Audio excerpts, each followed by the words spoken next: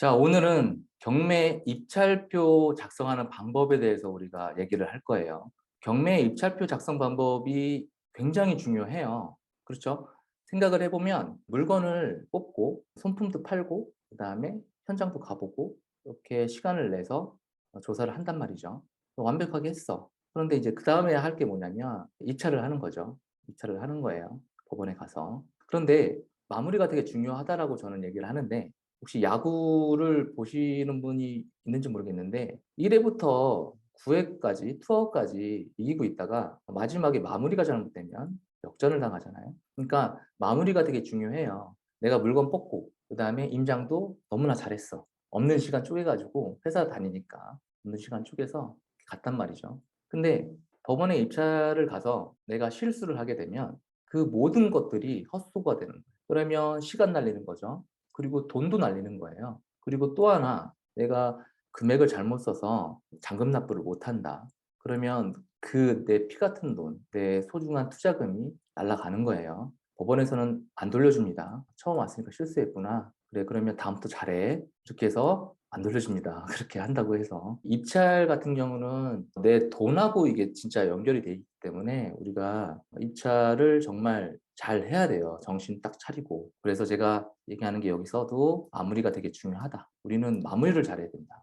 법원에 처음 가면 진짜 긴장이 돼요. 그 법원 분위기 자체가 밝지도 않고 그렇기 때문에 긴장이 될 수밖에 없어요. 법원이라는 데 자체가. 그러니까 우리가 법원에 입찰을 한다. 내가 처음 입찰을 한다. 그러면 사전에 준비를 좀 많이 하고 좀 늦지 않게 차라리 좀 일찍 가는 거를 얘기를 많이 해요. 저는 좀 일찍 갔거든요. 아예 뭐 9시, 9시 반. 차를 몰고 가면 법원에 입찰기일 날 주차할 곳이 많이 없어요. 그 법원 안에.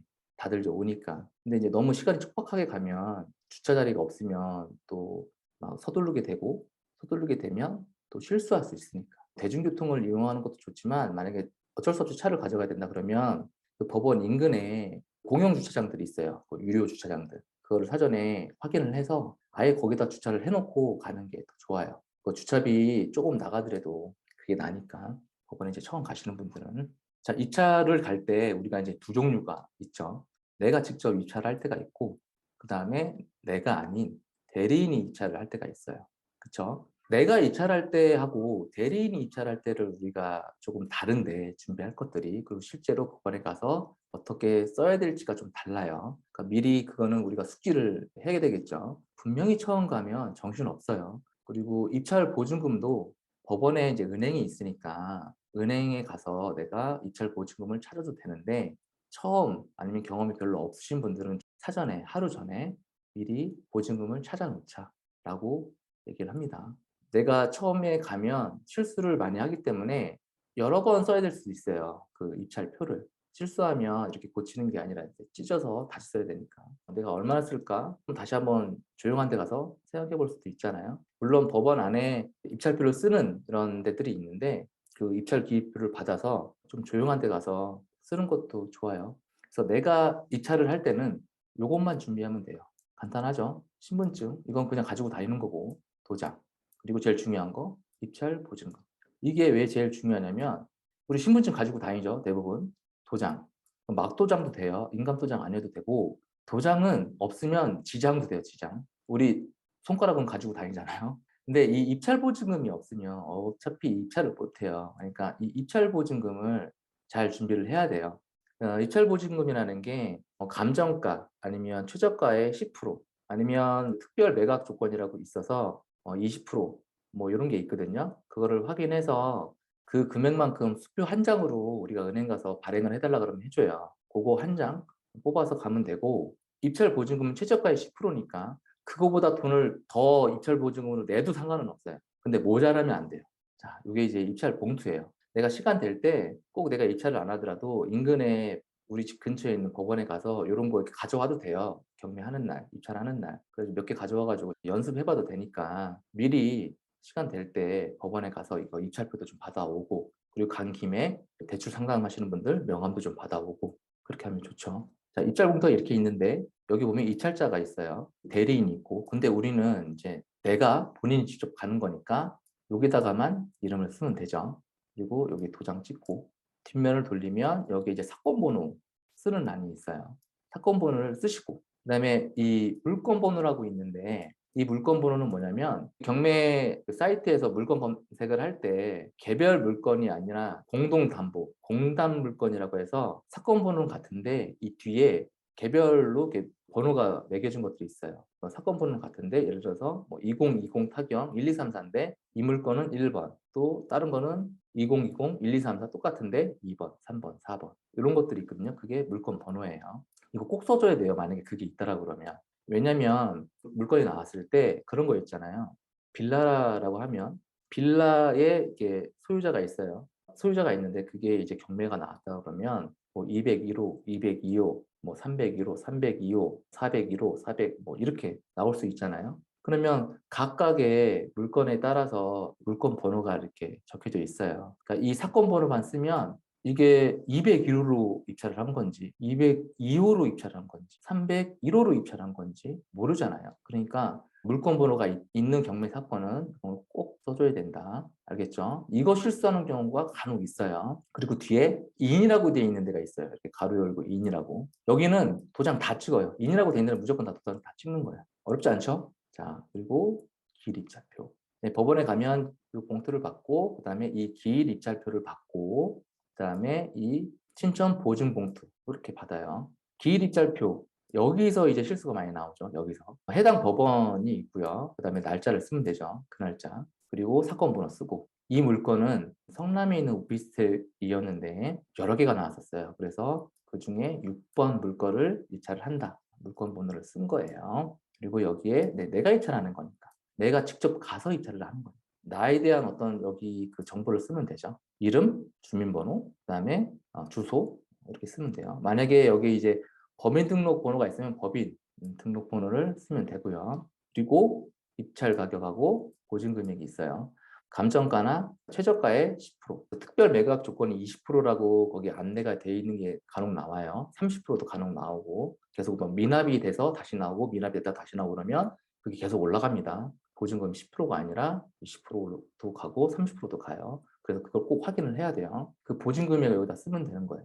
여기 위에 보면 단위가 있어요. 100억, 10억, 억, 1000만, 100만, 10만 이렇게 단위가 있거든요. 그러니까 내가 만약에 4천만 원이 보증금을 가져간다 그러면 여기 1000만이니까 여기다가 여기서부터 이렇게 쓰는 거예요. 입찰 가격도 마찬가지인데 어떤 게 사고가 많이 나냐면 밀려 쓰는 경우도 있어요. 내가 4천만 원 보증금인데 여기 1000만 원 단위에다 써야 되는데 이거를 밀려서 여기 억 단위에다 쓰면 안 되는 거죠. 위에 단위를 보고 써라. 되게 헷갈릴 것 같아. 내가 이거를 쓸 때 막 헷갈릴 것 같아. 그러면 아예 여기다 X표를 이렇게 쳐요. 처음부터. 100억 나는 안 쓸 거고 10억도 안 쓸 거고 억도 안 쓸 거고 이렇게 X표를 쳐놓으면 여기다 쓰진 않잖아요. 이런 방법이 있어요. 그리고 중요한 거 입찰 가격. 내가 4억 얼마를 쓸 건데 예를 들어서 이것도 밀렸으면 여기다가 쓰면 이제 40억을 쓰는 거죠. 이런 경우 정말 많아요. 그래서 미납하는 경우가 많죠. 봐봐요. 이 물건이라고 예를 들어서 내가 6억짜리 물건인데 그래서 내가 4억의 입찰 가격을 썼어. 근데 내가 만약에 여기 억 단위에다 써야 되는데 여기 10억짜리에다 썼으면 40억을 받는 거잖아. 6억짜리 시세 6억짜리를 내가 40억에 사겠다는 얘기예요, 그게. 그러면 이렇게 하고 나서 우리는 결정을 두 개 중에 하나 해야 돼요. 6억짜리 그 부동산을 40억에 내가 돈을 다 내고 사느냐, 아니면 포기하느냐. 포기하면 보증금 몰수 4천만 원. 여기도 마찬가지로 앞에 안 쓸 거면 이렇게 X 표시를 해놓고 써도 되죠. 아니면 여기 내가 4억 얼마를 쓸 거니까 처음 여기 억 단위 4자부터 이렇게 써 내려가는 거예요. 이렇게. 이거 실수 안 할 것 같잖아요. 은근히 많다니까. 다시 정리를 하면 글씨는 또박또박 쓰자. 그리고 입찰 가격 보증금 금액 적을 때 밀려 쓰지 않도록 쓰고 그다음에 내기 전에 확인을 한 번, 두 번 더 계속 해봐야 돼요. 그리고 여기 이제 현금 자기합수표라고 있는데 여기를 미리 이렇게 체크박스를 해줘요. 여기 밑에 보증금 반환을 받았습니다. 미리 이름 쓰고 도장을 찍는 거예요. 해철되고 이제 보증금 나눌 때 사람이 많으니까 나오는 사람마다 이거를 그 앞에서 이름을 쓰고 도장을 찍으면 시간이 오래 가잖아요. 그러니까 미리 이렇게 내는 거예요. 그리고 여기 봉투에도 사건 번호 쓰고 물건 번호 있으면 물건 번호 쓰고 제출자 이름 쓰면 돼요. 내가 가는 거니까 내 이름 쓰면 되는 거죠. 그리고 도장. 그리고 여기 수표로 한 장 준비해서 여기다가 넣는 거예요. 그 다음에 얘하고 얘하고 여기 입찰 봉투에 넣는 거죠. 자, 요거는 내가 이제 입찰 갔을 때예요. 어려운 거 없죠. 그 다음에 이제 대리인이 입찰할 때. 저도 회사 다닐 때 이제 입찰을 하면 매번 제가 휴가 내서 가기가 좀 어렵잖아요. 회사에서 휴가도 이렇게 정해져 있고. 그렇기 때문에 제가 갈 때도 있지만 제가 못 갈 경우는 지인이나 동생한테 부탁을 해서 대신 입찰을 보냈거든요. 그럴 때는 내가 직접 입찰할 때보다 조금 더 챙겨야 될 게 있어요. 뭐냐면 입찰자의 인감증명서. 내가 입찰할 사람이니까 내 명의로 그러면 내 인감증명서가 필요하죠. 그리고 나의 인감도장, 입찰할 사람이 내 명의로 하는 거니까. 그리고 이제 위임장 당연히 필요하죠. 그리고 이제 거기 대신 가는 사람, 대리인의 신분증이 필요해요. 그래서 뭐 제 친구가 대신 간다 그러면 제 친구의 신분증이 필요하고 그 대리인의 도장도 필요해요. 그 대리인은 인감도장 아니어도 돼요. 그냥 도장, 그냥 아무 도장이어도 됩니다. 그리고 우리 또 중요한 거 보죠. 입찰 보증금. 이거 안 가져가면 다 의미 없는 거예요.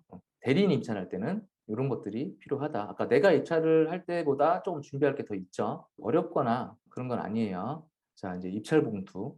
좀 똑같은데 우리 입찰자하고 대리인이 있잖아요. 아까 다른 거는 내가 입찰을 한다라 그러면 여기 하나만 적으면 됐죠. 대리인이 입찰한다 그러면 거기 간 사람, 그 대리인의 이름하고 도장을 찍어야 돼요. 하나만 더 쓰면 되는 거예요. 그리고 우리 뭐라 그랬죠? 뒤를 돌리면 이런 게 있어요. 이인이라고 돼 있는 데는 다 도장 찍는다. 이인이라고 돼 있는 데는 다 도장 찍으면 돼요. 이렇게. 그리고 사건 번호 적고 물건 번호가 없다. 그러면 안 적어도 되는 거예요. 여기에 뭐 없음, 뭐 X 뭐 이런 거 안 써도 돼요. 그냥 안 적으면 돼요. 그리고 이제 입찰 기일표. 여기서 실수를 많이 한다라고 했어요. 똑같아요. 날짜 적고 그다음에 사건 번호 적고 물건 번호 없으면 안 적어도 된다라고 했죠. 입찰자, 입찰하는 사람 누구의 명의로 하냐? 만약에 제 명이다. 그러면 제가 못 갔더라도 제 이름하고 제 여러 가지 정보를 여기다 적는 거예요. 도장 찍고. 그다음에 거기 간 사람. 만약에 제 친구가 갔다. 제 친구에 대한 정보를 여기다 또 적는 거죠. 이렇게. 여기 관계라고 있는데 뭐 지인이라고 하면 돼요. 여기 입찰 가격, 그다음에 보증금 금액. 아까 우리 얘기했듯이 이거 잘 써야 된다고 그랬죠. 이것도 밀리지 않게. 그리고 밑에 이거 현금 자격수표 체크를 하고 그다음에 여기 보증금 반환받았습니다. 본인 또는 대리인. 이거는 대리인이 갔으니까 대리인의 이름 쓰고 도장. 어려운 거 없죠? 그다음에 사건 번호 쓰고 물건 번호가 없으니까 안 쓰고 만약에 내가 입찰한다 그러면 내 이름 쓰고 도장 찍고 도장은 인감도장이에요. 인감증명서에 있는 도장. 인감증명서에 찍힌 도장하고 여기 있는 도장은 다르다. 그럼 무효예요. 내가 1등이 되더라도 그거는 무효 처리됩니다. 그러니까 인감증명서에 있는 도장을 갖고 와야 되는 거예요. 그리고 여기 대리인, 내 친구, 간 사람 이름 쓰고 도장. 대리인은 인감도장 필요 없다고 했어요. 그냥 도장이어도 상관없다고 했어요. 우리가 근데 하나를 더 써야 된다 그랬죠? 위임장. 이 입찰기표 얘를 뒤집으면 이게 나와요. 이게. 이걸 하나 더 써야 돼요. 누구를 대신 보냈다 그러면. 그러면 거기 간 내 친구, 대리인이죠. 그 사람에 대한 정보를 쓰고 직업 뭐 회사원이든 아니면 뭐 사업이든 쓰면 되는 거니까. 그리고 어느 법원에서 진행하는지, 그다음에 사건 번호. 그다음에 제가 입찰하죠. 대리인 이름으로 이거를 명의로 입찰을 하는 게 아니잖아요. 내 명의로 할 거잖아요. 그러면 나에 대한 정보를 여기다 쓰면 되는 거죠. 그리고 여기 인감도장, 여기 법원 이름. 그래서 입찰 봉투에 얘 넣고 입찰기일표 넣고 같이 들어가는 거죠. 그리고 뭐 가져가야 된다고 했죠? 인감증명서. 이거 넣어야 돼요. 다시 정리하면 대리인이 갔을 때 입찰 봉투에 그 내가 갔을 때하고 똑같은데 누구의 명의로 받을 거냐 거기 간 사람 말고 누구의 명의로 받을 거냐 뭐 그 사람 있잖아 입찰자 인감증명서를 거기다 같이 넣어야 돼. 위임장은 입찰기입표 뒷면에 같이 있으니까 그 입찰기입표 넣으면 같이 들어가는 거니까 이렇게 내가 입찰할 때 그다음 대리인 입찰할 때가 이렇게 조금씩 달라요. 여기 이제 스탬플러 찍고 이게 내면 여기서 도장을 찍고요. 요거를 아까 잘라줘요. 얘를 잘라주면 얘는 무조건 갖고 있어야 된다고 아까 말씀드렸죠. 얘는 가지고 있어야 돼요. 나중에 내가 폐찰했을 때 보증금을 받으려고 할 때 이거를 보여줘야 돼요. 신분증하고. 이거 분실했다라고 하면 안 돌려줍니다. 이게 결국은 가치로 따지면 보증금 가치죠. 보증금이 만약에 5천만 원이다. 그럼 얘가 5천만 원이에요. 얘 잊어버리면 5천만 원 못 받는 거예요. 그러니까 무조건 잘 보관해야 되겠죠. 오늘은 경매 작성하는 방법에 대해서 얘기를 했는데 꼭 여러분들도 실패하지 않는 입찰을 꼭 하셔서 공들였던 시간들, 그런 돈들 이 하나로 인해서 헛수고가 되지 않도록 입찰할 때 잘 하셔서 또 낙찰도 받고 또 수익도 내서 꾸준하게 경매에 투자를 하셨으면 좋겠어요. 결국에는 꾸준하게 하는 방법밖에 없습니다.